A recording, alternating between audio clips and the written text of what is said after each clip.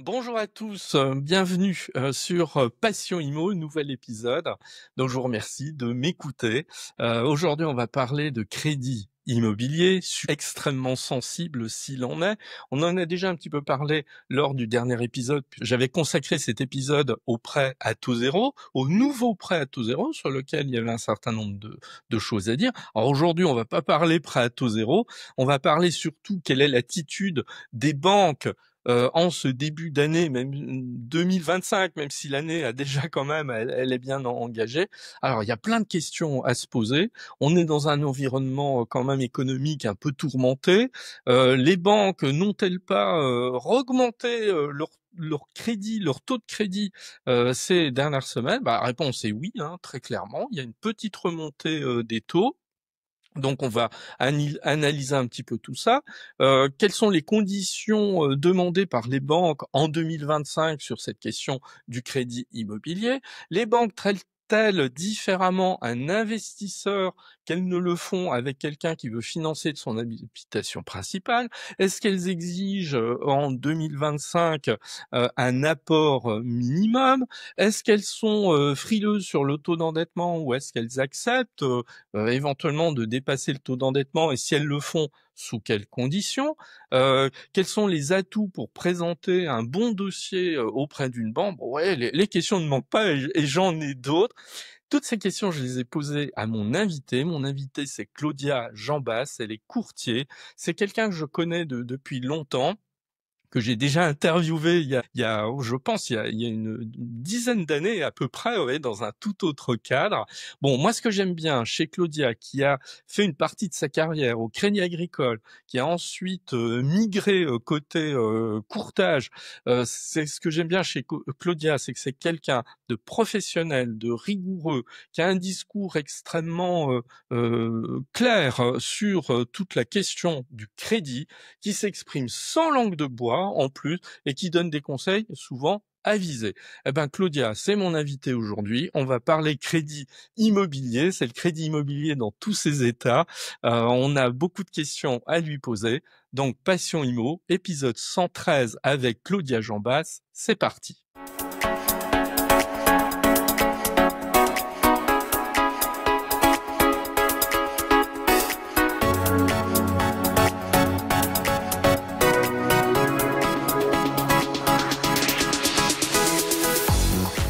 Claudia, bonjour. Bonjour Eric, merci de m'accueillir. Mais je t'en prie, alors tout le plaisir est pour moi, puis j'espère qu'il est partagé. Ça, ça Partagé. fait ça fait longtemps qu'on se connaît, mais ça fait longtemps qu'on Ouais, s'est pas vu en bien fait. sûr. Alors, ça va être l'occasion effectivement de faire le point sur la situation du crédit immobilier, voilà. Alors, il y aurait tellement à dire, voilà, on va essayer de concentrer un Bien petit peu sûr. les questions et les sujets. On est tellement dans une situation troublée, incertaine, etc., que c'est vrai que aujourd'hui l'acquéreur il se pose pas mal de questions. Alors moi j'ai une première question toute bête.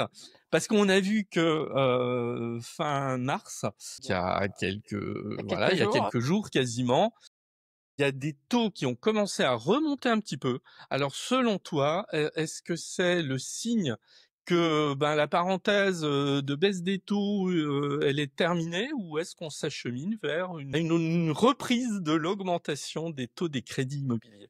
Alors je vais te dire Eric, aujourd'hui je n'ai pas de boule magique, d'accord? Par contre, ce que je constate quand même depuis le début d'année, c'est exceptionnel. On n'a jamais connu depuis 10 ans une incertitude comme tu le vois. En fait, nous, moi j'ai l'impression que tout joue en 15 jours. C'est-à-dire qu'en fonction de l'univers un peu géopolitique, les taux vont évoluer quand même plutôt rapidement. On était sûr, on va dire pendant un mois, grosso modo, que les taux étaient stables. Aujourd'hui, en toute franchise, quand je commence une négociation, on va dire début d'un mois, en fait, j'ai l'impression que la deuxième quinzaine est plus compliquée pour négocier. Et ça, c'est pas un effet aléatoire, hein. On va dire qu'aujourd'hui, bah, il y a des indices boursiers, on n'en parle pas de ce matin, mais bon, qui sont pas forcément florissants. T'as l'OAT 10 ans qui arrête pas de faire, on va dire, des vagues. Des Euh, yo-yo, ouais, c'est ouais. ça.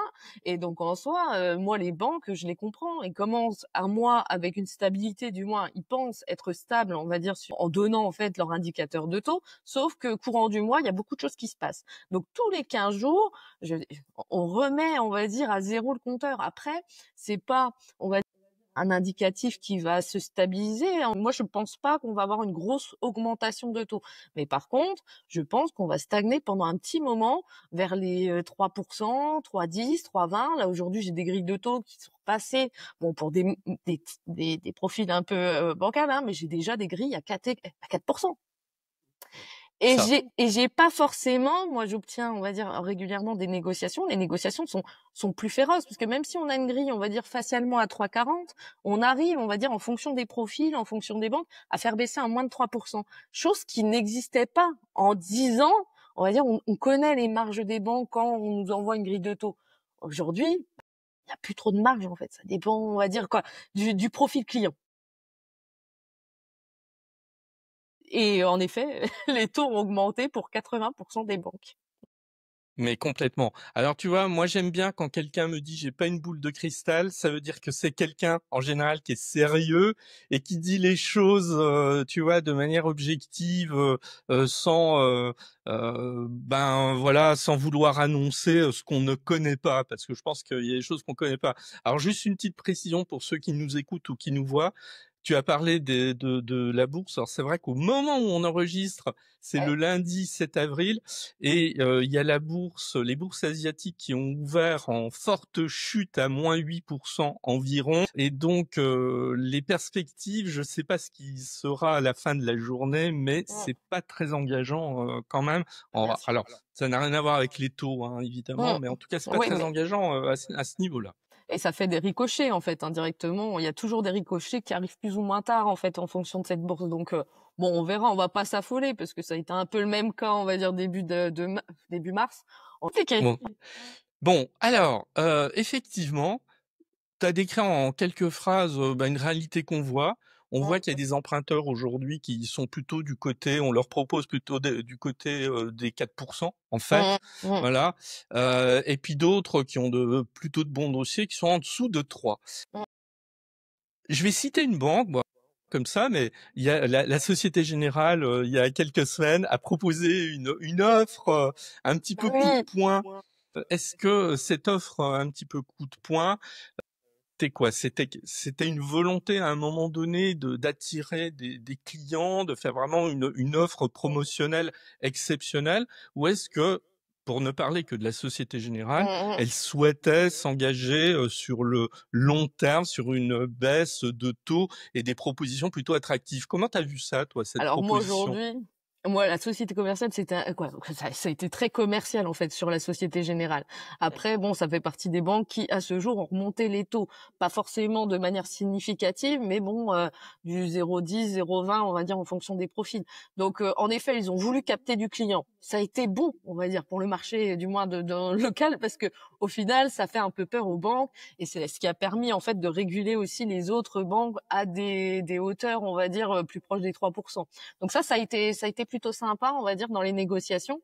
Après, voilà, ça pouvait pas tenir, on va dire, parce que forcément ils ont été surchargés de travail. Aujourd'hui, c'est pas parce que Société Générale a fait du 2,99 tout profil, tout âge, on va dire, et tout bien, qu'on a forcément négocié qu'avec la Société Générale. Ça nous a permis, nous, en tant que courtier, d'aller négocier avec les autres pour faire baisser sur des bons profils justement les conditions de taux. Après, bon, Société Générale, voilà, a pas maintenu. On va voir ce qui va se passer sur les négociations futures avec les autres banques, parce que forcément, elles vont bien se rendre compte que les petits concurrents ont aussi remonté. Donc ça nous arrange un peu moins dans les négociations futures.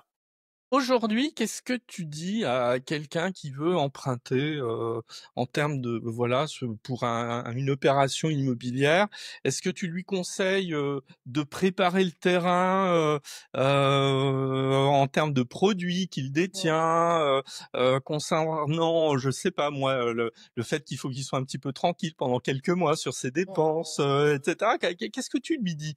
Comment il faut arriver aujourd'hui pour tenir un peu la dragée haute à une banque et avoir des chances quand même de l'emporter? En fait, aujourd'hui, tout se passe sur la négociation, en fait, la préparation de dossier en interne, d'accord, bien en amont du projet.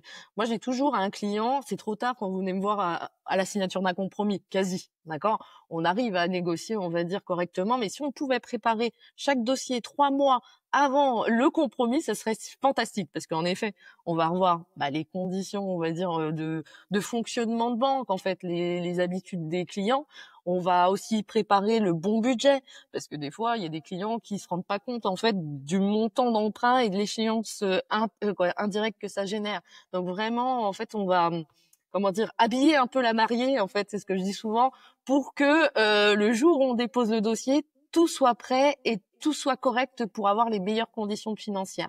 Parce qu'il faut bien comprendre qu'un dossier client, moi par exemple, je vais pas le présenter de la même manière à un Crédit Agricole, à une Caisse d'Épargne. Ils ont des langues différentes en fait ces banquiers et ils n'attendent pas les mêmes clients en fait en face.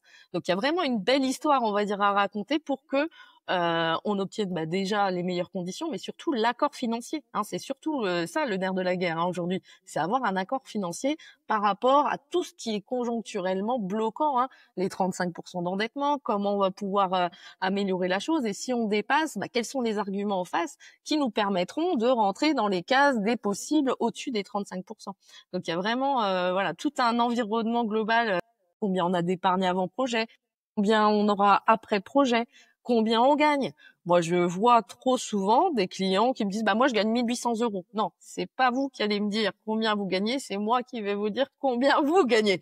Parce qu'en soi, il y a souvent des bonnes surprises. Pour 80% des clients que je reçois, ils sous-estiment leurs revenus. Sauf que oui. Ils sous-estiment les revenus pris en compte au niveau bancaire. Donc moi, ça m'arrange pas, on va dire. Si je regarde pas le contrat de travail, les relevés de compte, les bulletins de salaire, en fait, tout ce qui fait, on va dire, comment on va pouvoir retenir les revenus, on se retrouve avec des calculs d'enveloppe qui sont moindres par rapport à ce qu'ils auraient pu prétendre réellement. Après, il y a qu'est-ce que tu veux emprunter, mais qu'est-ce que tu peux aussi emprunter. Donc il y a vraiment deux notions, parce qu'il y a des gens qui peuvent emprunter bien plus et qui veulent pas forcément avoir un endettement à la limite. Et ça, je les comprends. On vit pas de la même manière, toi et moi, on va dire. On pourra peut-être pas assumer les mêmes charges en fonction de nos habitudes de vie. Donc ça, c'est des choses à prendre en considération dans l'environnement global du projet. Et la personne qui visite sans préparer, elle n'a pas connaissance de tout ça. Okay. Donc effectivement, ton premier conseil, c'est ça, c'est d'essayer de venir plusieurs mois avant la concrétisation du projet et pas au dernier moment. Alors, comment on habille la mariée? C'est quoi? Il y a des trucs particuliers? Tu dis oui, il faut habiller la mariée. Mais il y a des trucs. C'est bizarre parce que c'est comme, je sais pas, c'est comme apprendre à nager. Moi, je le sais. D'accord. On va dire, c'est bizarre, mais en fait, sur l'analyse, des relevés de compte par exemple, si je vois là en ce moment la mode c'est les joueurs de poker, on a connu, maintenant c'est des joueurs de cartes Pokémon, c'est des personnes qui vont acheter des joueurs de foot sur PlayStation et en fait tu te retrouves avec des relevés avec des points un peu bizarres, un peu où on se sent pas en confiance en fait sur les relevés de banque. Donc déjà il y a des habitudes comme ça, mais la personne qui a l'habitude de le faire, elle va pas penser à mal en fait en le faisant et elle va trouver ça normal. Sauf que avec du recul, en fait, tu te rends compte que non, arrêtez de faire ça, arrêtez de faire ci parce que là ça fait un peu trop de points bizarres. Quand on commence un mois, on va dire à moins 200 euros ou même à la limite et qu'on vient d'avoir le salaire, moi je le vois en fait ces choses-là. Mais le client il se dit non, je suis toujours dans mon autorisation, il n'y a pas de souci. Voilà, c'est des petits points, on va dire. Alors, pour prendre cet exemple, Claudia, tu dis aux gens, arrêtez d'acheter, je sais pas moi, des skins Fortnite pendant 3 mois, arrêtez de jouer, de faire des paris sportifs pendant 3 mois. Concrètement, tu vas jusque-là dans certains cas? Ouais, je suis désolée, mais oui. Ou arrêter de traîner tous les bars de la place en une soirée, par pitié.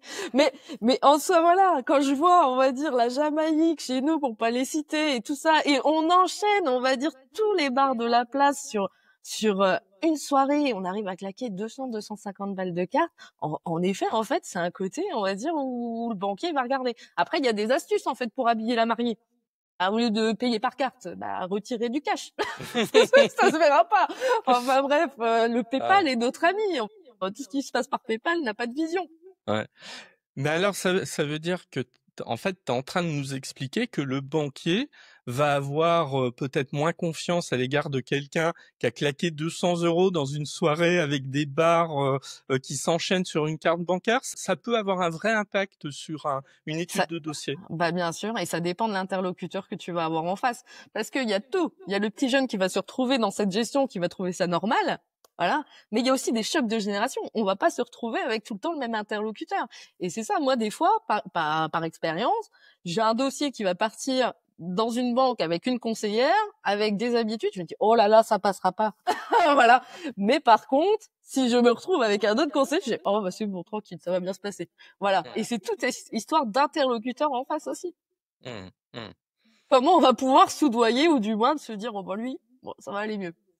Parfois, je vais demander un interlocuteur spécifique sur un dossier. Et pas forcément, voilà, Oui, parce que tu la sais que même ça personne. passera mieux avec un tel que, C'est avec, ça. tel autre. Ouais. C'est Ouais. la stratégie de guerre. C'est ça.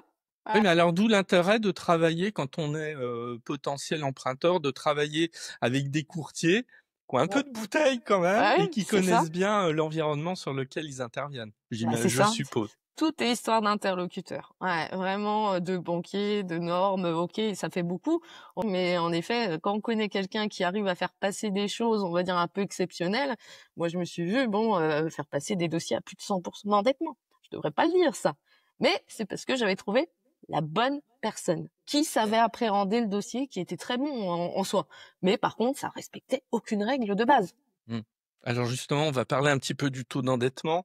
Le taux d'endettement aujourd'hui, c'est 35 assurance comprise. Bon voilà, la règle est comme telle.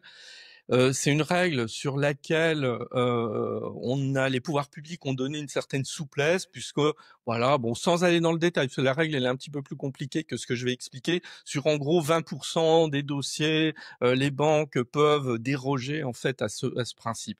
Mais on constate un truc, je sais que c'était les chiffres l'année dernière, que finalement les banques ne profitaient pas à plein de ces capacités de dérogation. Bon, c'est toujours le cas. Les banques sont un peu frileuses quand même de dépasser les règles classiques de taux d'endettement, de reste à vivre. Comment toi tu le vois, En fait, ça cette question? dépend vraiment des banques. Parce que vraiment, on a des banques qui jouent le jeu, hein, qui sont capables comment dire, de dépasser ces règles, mais sous certaines conditions. On va dire, on va pas pouvoir cumuler plusieurs points gris en dépassant en fait les 35 d'endettement. Là, encore la semaine dernière, je vais te dire, j'ai fait passer un dossier à 42 d'endettement. Mmh. Mais qu'est-ce que le profil, c'était bon des gens, on va dire, qui gagnaient bien leur vie, quoi. Communément, on va dire, il y avait un couple à 3 500 € de revenus. Par contre, ces petits jeunes, ils avaient 24 et 25 ans, et ils avaient une épargne avant-projet de 150 000 €. On a mis 60 000 € dans le projet, on a 42 d'endettement, ça n'affole personne. Mais en fait, ça dépend en fait de tout ça. Et après, ce que je constate quand même au niveau des banques, c'est qu'il y a des banques qui vont réserver en fait cette capacité des 35 à leurs propres clients. Ah D'accord? oui, d'accord. Ou on va se retrouver des fois bloqué parce que bon, en effet, il y a des banques qui vont utiliser leur quota, mais après c'est un peu la roulette russe. C'est qui a pas mangé son quota au-delà de l'endettement. D'accord? C'est là on va frapper à la porte. Est-ce que tu veux bien en fait manger cette marge? Parce qu'en effet, si c'est c'est en fonction pas de nombre de dossiers, mais par rapport à l'encours de crédit octroyé. Donc forcément, si un conseiller, une agence, parce que ça se passe par agence, ont mangé leur enveloppe octroyée, parce qu'il y a quelqu'un qui a fait un financement, je sais pas, d'1 million, 2 millions d'euros, on va dire ce mois-ci, bah ils pourront pas octroyer, on va dire une enveloppe supplémentaire, même si le dossier est bon. Donc, et je pense qu'il y a ce côté un peu peut-être de peur, je sais pas, je me mets à la place de banquier, qui attend peut-être un dossier qui en vaut plus la peine, on va Ouais, dire, que celui-ci. Des fois, je l'appréhende un peu plus comme ça. Mm. ouais, ouais, Donc, ouais, c'est vrai ouais. que les bons dossiers auront plus de chances de passer au-delà des Ouais. 35 que le dossier standard. Ouais, mais donc tu es en train de nous expliquer que oui, il y a possibilité que la banque finalement, non pas ne respecte pas parce qu'elle elle a le droit, hein, de ne Bien pas sûr. respecter, ce taux d'endettement à 35. Elle a le droit de voir d'autres éléments, mais que si on veut, monter un dossier sur lequel le taux Mm. d'endettement, va être dépassé, faut qu'on soit bon sur autre chose à ce moment-là. C'est ça. Moi, le petit client, le petit jeune qui gagne pas forcément bien sa vie, qui a 2000 euros de côté, déjà bon, on n'y arrive pas forcément. Hein, il faut vraiment quasi avoir pour les frais de notaire en épargne. Je dis pas en apport, hein, c'est pas encore obligatoire d'avoir de l'apport sur un projet. Hein, faut bien le savoir. On arrive à les faire passer sans. Mais par contre, en fait, s'il dépasse, j'irai pas en fait sur le dossier. Et moi, j'aurais plus de mal, à part s'il a un profil un peu évolutif aussi. Par contre, ça peut se défendre. C'est-à-dire, par exemple, les fonctionnaires, on va savoir, en fonction des grilles de taux, qu'ils ont des évolutions progressives. En fonction de l'employeur, voilà, si c'est un grand groupe, on sait aussi, pareil, qu'il a des potentiels. La personne qui arrive en fin de carrière et qui a 40% d'endettement, là, ça va être compliqué à vendre. Hein. Il y a aussi la retraite par la suite qui va impacter et ainsi de suite. Donc, c'est vraiment une analyse globale, on va dire, sur le long terme, moyen terme, par rapport à ce qui, voilà, c'est ça qui va déterminer le fait, est-ce qu'on va y aller au-delà des 35 ou non. Mais là, tu veux dire que si on n'a pas la capacité à Ouais. financer les frais de notaire par son épargne, c'est quand même compliqué de toquer à la banque, aux banques pour avoir un... Mmh. Non? Parce que franchement, je fais passer, on va dire à peu près, ouais, peut-être 70% des dossiers sans apport, quoi, on va dire, ou pas l'apport total des frais, en fait, de notaire. D'accord? Aujourd'hui, Encore en aujourd'hui. 2025, Ouais. tu fais passer beaucoup de dossiers sans apport personnel. Ouais, sans apport personnel, ouais, toujours. Après, ça limite, on va dire, les choix des banques, parce qu'il y a beaucoup de banques qui vont fonctionner en fonction, on va dire, de garantie caution, hein, type crédit logement, des choses comme ça, qui imposent en règle générale l'apport des frais totaux pour pouvoir, on va dire, faire passer le dossier. Donc forcément, quand on n'a pas l'apport des frais, il faut pareil, au même titre que les 35%, avoir d'autres gros avantages qui permettent justement de compenser tout ça. D'accord? Donc c'est vraiment ouais, ouais, c'est ouais. Ouais, mais C'est un en univers fait, en fait. oui, mais on est vraiment au cas par cas, quoi. Parce que Moi, il y a pas de dossiers qui sont pareils en fait. Moi, quand on me dit, moi quand je vais en soirée, ah bah tiens, je gagne ça, j'ai ça d'épargne. Je fais, combien je peux emprunter? J'en sais strictement rien du tout. Et ça dépend aussi d'un saut de charge. Enfin voilà, le mec il est locataire, il paye 500 euros et demain il va payer 1005, même si l'endettement il est bon. Bah, le banquier peut-être qu'il dira pas, hein, parce que il a pas prouvé la capacité d'épargne ou voilà de pouvoir y arriver. Donc c'est pour ça qu'on prépare les dossiers aussi, hein, anticiper les sauts ouais, de charge. on va parler un petit peu des investisseurs, c'est-à-dire voilà ceux qui souhaitent acheter un bien pour le louer. On a vu que depuis un an, le nombre de dossiers d'investissement a chuté quand même. Hein, c'est-à-dire il y a beaucoup moins d'investisseurs particuliers que il y a encore quelques années. Alors selon toi, avant qu'on parle plus sur la manière de monter le dossier dans ces cas-là, est-ce que c'est parce qu'il y a une crainte, on va dire plus globale sur l'investissement immobilier, parce qu'on se dit oui, il va y avoir des travaux, oui, je vais peut-être me taper une interdiction de location dans quelques temps si le DPE n'est pas à la hauteur. Alors, est-ce que selon toi, c'est ça ou est-ce que c'est des banques qui aujourd'hui sont un peu plus frileuses de financer des investisseurs qu'elles ne l'étaient il y a encore? Moi, je vois déjà, il y a 3-4 ans, on n'avait pas les mêmes investisseurs qu'aujourd'hui. Là, aujourd'hui, ceux qui investissent, c'est des vrais investisseurs. D'accord? Parce que avant, on avait monsieur et madame tout le monde, premier locatif, machin, tout le monde pouvait se lancer dans l'investissement en tant que tel. D'accord?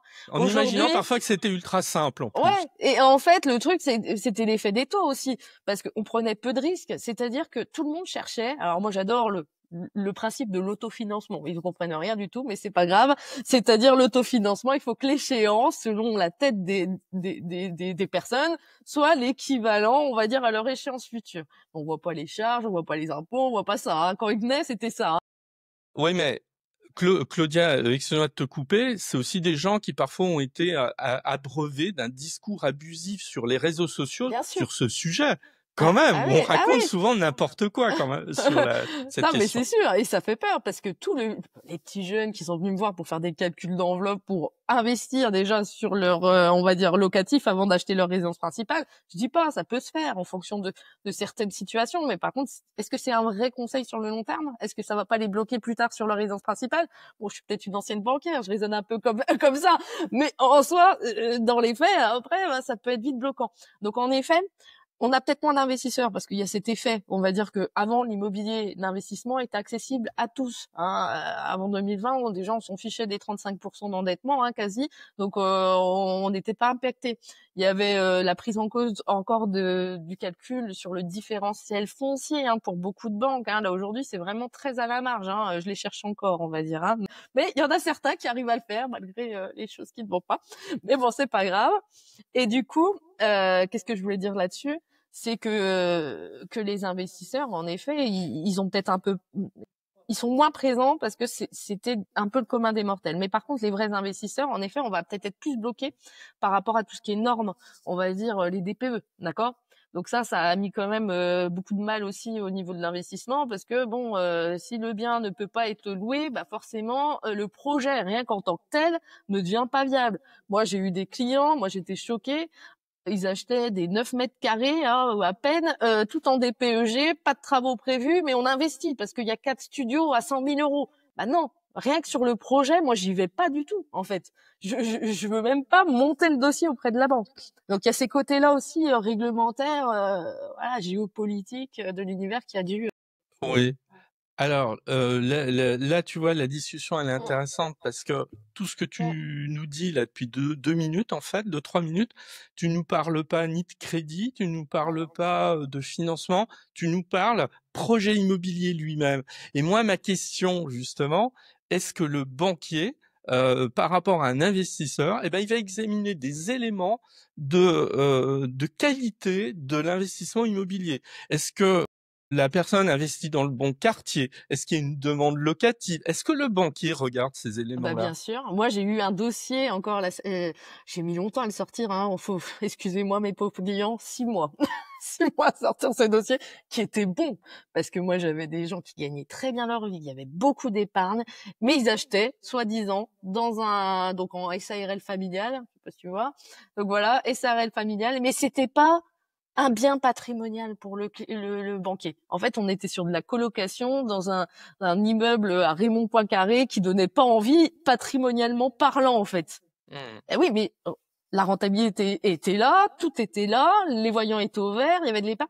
Mais en effet, les banquiers vont attacher, on va dire, beaucoup d'importance au bien en lui-même, hein, au niveau du financement, de l'investissement. Parce que est-ce que les travaux que vous allez réaliser après, on va dire, acquisition, rendra aussi le bien à valeur sur le marché avec travaux équivalent à ce qu'on va acheter. Il y a vraiment cette notion, on va dire, d'investissement global et de valeur patrimoniale après projet. Et après, Ouais. il y a les difficultés aussi des clients qui veulent investir et qui n'ont pas forcément les reins solides avant projet. Parce que on voit, on va dire, investissement, rentabilité, mais on voit pas quand ça se passe mal. Carence de locataires, détérioration et ainsi de suite.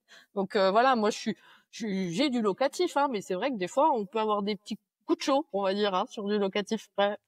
Ouais. Donc finalement, le banquier aujourd'hui, c'est quelqu'un qui ne se préoccupe pas que de la dimension purement financière.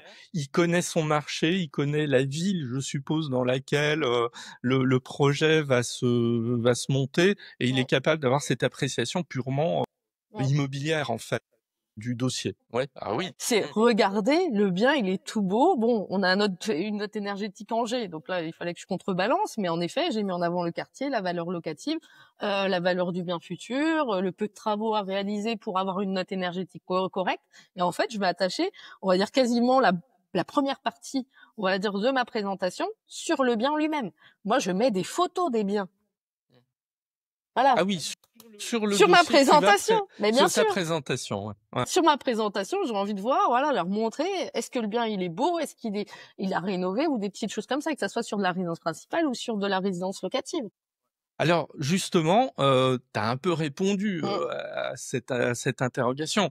Quand tu Mmh. vois arriver un dossier qui est celui d'un emprunt pour acheter sa résidence principale, et que tu vois arriver un autre dossier qui est plutôt un achat pour du locatif, Mmh. est-ce que tu as une approche, une analyse différente? Et est-ce que tu vas avoir des exigences qui ne sont pas les mêmes? Et si c'est le cas, lesquelles? Ouais. Ouais, bah, je vais sur du locatif, je vais être un peu plus stricte, hein, parce qu'on sait quand même, mine de rien, on en parlait au niveau des banquiers, elles sont quand même un peu plus regardantes, hein, et au niveau de l'endettement, c'est beaucoup plus compliqué de les faire passer dans les normes. Donc forcément, on va dire, si on dépasse, bah, par exemple, le taux d'endettement des 35%, on a moins de marge, en fait, hein, en tant qu'investisseur pour les faire passer au-delà. Donc moi, il me faudra, bah, des bons revenus, une gestion exemplaire de compte, des crédits, on va dire, raisonnablement supportables et de l'épargne avant projet. Et en effet, là, dans ce cas de figure, moi, je préfère passer un dossier vraiment avec apport et avec des durées plutôt raisonnables. C'est-à-dire qu'un investissement locatif, on peut le faire passer sur 25 ans, mais il faut beaucoup de voyants au vert, hein, pour le faire. Mais moi, je préfère essayer de le faire passer sur 20 ans au grand max et 15 ans idéalement, pour rentrer dans les cases de toutes les banques, que personne me mette, on va dire, un, un petit scut, hein, parce que du coup, on n'est pas sur la bonne durée. Hein, les banquiers restent toujours attachés à leurs 15 ans sur du locatif. Je ne sais pas pourquoi, j'arrive pas à trouver cette logique, surtout quand c'est un jeune investisseur. Mais ma foi, des fois, il y a des Parf règles qui me dépassent. Mais bon, Ouais, voilà. mais c'est-à-dire parfois, il y a une sorte d'environnement, culturel Ouais, c'est bancaire, tu ça. vois, qui est figé sur un certain nombre de choses mais ça, c'est propre à tout métier, hein. Quand je dis ça, je vise pas particulièrement, tel métier. Ouais. Si c'est quoi les principales erreurs que tu vois, quand tu as des clients qui viennent te voir en disant: «Madame Jambas, je souhaiterais passer par vous, pour, que vous me décrochiez un prêt». Voilà, les deux trois erreurs vraiment rédhibitoires, qui risquent de plomber le truc. Alors, au-delà de la gestion de compte, les frais bancaires. D'accord? Ça, c'est super important. Quand je vois, moi, la première chose que je fais quand je prends un dossier, j'analyse chaque ligne de relevé de compte. Mais chaque ligne, j'annote ce qu'ils mangent, ce qu'ils boivent. Enfin bref. Et surtout, ce que je recherche, bah, c'est les crédits. Est-ce qu'il y a trop de crédits, on va dire, réguliers ou plein de paiements en plusieurs fois? Ça fait peur, hein, au niveau des banquiers. Les commissions d'intervention, les avis tiers détenteurs, les rejets de prélèvement, on en voit encore. Le banquier, il va avoir cette logique de se dire, bah, si on n'arrive pas à payer les crédits ou les charges qu'on a habituellement, bah, forcément, pourquoi j'irais lui prêter de l'argent alors que je risque des rejets aussi sur mon crédit dans quelques mois. Tout Donc à ça, fait. déjà, c'est rédhibitoire. On rappelle juste que l'avis à tiers détenteur, c'est une Mm. saisie Ouais. d'un tiers sur le compte bancaire et qu'effectivement, oui, c'est un petit peu Ou problématique quand sur même. les bulletins de salaire. Alors sur les bulletins de salaire, ouais. Oui, mais alors On qui a vu des saisies n'apparaîtra pas aussi. sur le relevé de compte en tant que tel. Il atteint, bah oui, d'où l'importance de regarder les petites lignes du bas du bulletin de salaire. Mais le diable se cache dans les détails. Il faut tout regarder. Mais vraiment, moi, c'est pour ça que, voilà, sans regarder tous les documents, je suis incapable de dire si un dossier passe ou pas. Donc déjà, Donc tu ça, regardes tout ça. c'est la première erreur, ne pas prendre en compte en fait ce saut de charge. En fait, le loyer actuel, par exemple, ou les charges actuelles de résidence principale, et de vouloir se lancer sur un autre projet plus important en termes de finances, hein, mensuelles, et de pas avoir anticipé et épargné l'équivalent, on va dire, de sa charge future. Ça, voilà, même si l'endettement, voilà, tout roule, grosso modo, bah, ça sera des points bloquants au niveau du financement. Après, aussi, bah, au niveau du projet, ce qui peut arriver, c'est sous-estimer justement les DPE en fait, hein, sur le projet en lui-même. J'ai des gens en fait qui vont venir me présenter des dossiers en G et qui n'ont pas l'épargne ou les travaux, ou n'incluent pas les travaux permettant de financer. Donc en fait, en soi, si on est dans ce cas de figure, bah, il faut bien préparer et monter un dossier avec des devis travaux qu'on va financer dans le plan de financement. Parce que rien que sur le projet en lui-même, ça peut porter préjudice en fait. Il y a la gestion, on va dire, il y a le saut de charge qui est important et il y a le projet. Si je dois retenir 3 choses, donc grosso modo, c'est la totalité du qui est important dans un financement. Alors, tu vois, ça fait une trentaine de Ouais, minutes qu'on discute. On voit bien ici toute l'expertise, la connaissance du courtier, hein, voilà, l'apport, la valeur ajoutée qu'il amène dans tout ça. Est-ce que pour autant, aujourd'hui, il y a encore des gens qui ont du mal à comprendre l'importance du courtier et peut-être davantage les honoraires qu'il va ouais, facturer, évidemment, à un bien moment donné? sûr. Mmh. Et en fait, il y a beaucoup, en fait, les personnes qui viennent pas nous rencontrer, je pense qu'ils comprennent pas la chaîne totale de ce qu'on fait pour eux, d'accord? Donc Ouais. ça, en fait, moi, beaucoup de gens considèrent qu'un courtier, c'est qu'un taux. Je veux dire, moi, quand on vient me voir simplement pour un taux, c'est des dossiers que j'ai pas envie de faire.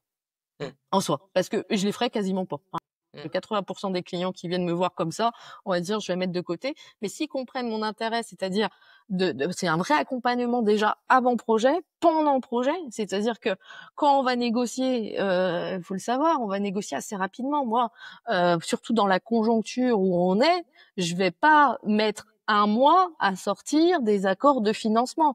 Moi, dès que le dossier, c'est pour ça que j'aime bien qu'il soit prêt vraiment en amont et mis à jour régulièrement, compromis signé, demande de financement le lendemain envoyée au niveau des banques, ce qui me permet d'avoir des retours assez rapides. Déjà, j'ai les premiers accords, on va dire sous les 7 jours, si c'est pas plus tôt, quoi. Accords des fois en 45 minutes, hein, record du monde.